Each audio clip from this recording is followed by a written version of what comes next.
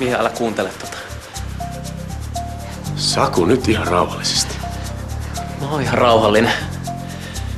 Mia, tuu mennään. Älä liiku, Mia. Saku, anna se ase mulle. En. Saku, mitä sä nyt? Mä tulin hakea sut pois täältä. Mitäs mä en halua lähteä? Mia, tässä on Saku, sun ystävä.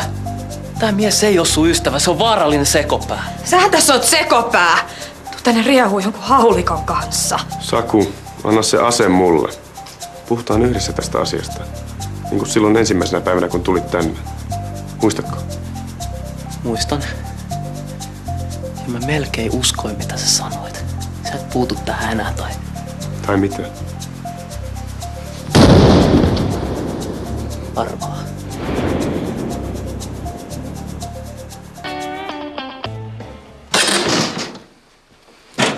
No niin.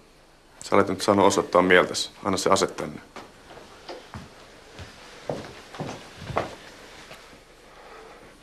Saku, anna se haulikko mulle ennen kuin tapahtuu joku vahinko. Mia lähtee meidän mukaan. Niin lähtee. Mia, me keräämään kamppeeseen. Miksi te ette vaan voi antaa mun olla?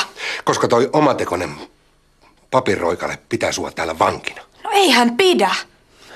Ismo, jos nyt kuitenkin... Hei, nyt tämä hulluus loppuu. Mia, nyt me mennään kotiin. Toivo, älä.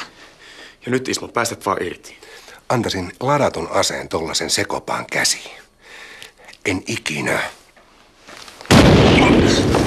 Toivo!